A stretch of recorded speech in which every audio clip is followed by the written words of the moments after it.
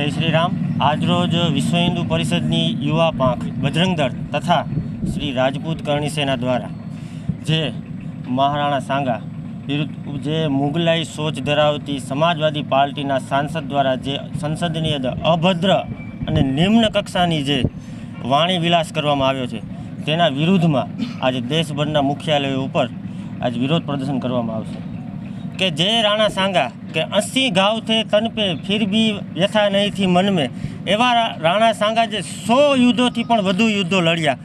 अने आ देशनी अंदर विदेशी आक्रांताओ मुगलों अने आ देशने लूंटनाराओनी जे लाल टपकती थी एमने वर्षों सुधी युद्ध लड़ी अने तेमने भारतवर्ष पर चढ़ाई करवा न दीधा एवा राणा सांगा उपर जे आ मुगलोना जे वंशजों छे जे एमनी सोच धरावे छे તે લોકોએ જે અભદ્ર ટિપ્પણી કરી છે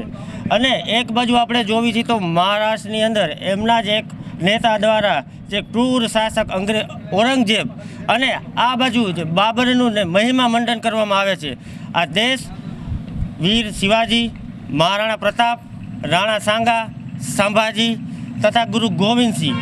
અહલ્યાબાઈ, નાયિકા દેવી, ઝાંસીની રાણી જેવા વીર નાયિકાઓનો દેશ છે। આજની જે આવનારી યુવા પેઢી છે તેમને આ મહાપુરુષો અને મહાવીર પ્રતાપીઓના જે ગુણગાન અને ઇતિહાસથી વાફેક કરવા જોઈએ। તેની જગ્યાએ અલગ જ એક દિશાની અંદર રાજનીતિ થઈ અને જે આપણા વીર પુરુષો છે, વીર મહાપ્રતાપીઓ છે તેને બદનામ અને કેવી રીતના ઇતિહાસને ઢંઢોળવો અને ઇતિહાસને બદલી નાખવો અને આ દેશની માનસિકતાને જે આ જે આખું ખરાબ કરવું ચિત્ર તે આ રજૂ કરે છે। તો અમે બજરંગ દળ તથા અહીંયા કરણી સેના તથા અન્ય હિન્દુ સંગઠનોની માંગણી કરી છે કે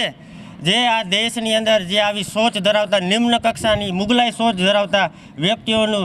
જે સભ્યપદ છે તે સંસદમાંથી તાત્કાલિક ધોરણે રદ થવું જોઈએ અને એને આગામી કોઈ પણ ચૂંટણીની અંદર લડવા ન જોઈએ અને દેશની કરોડો સનાતની હિન્દુઓની માફી માંગવી જોઈએ। જય શ્રી રામ।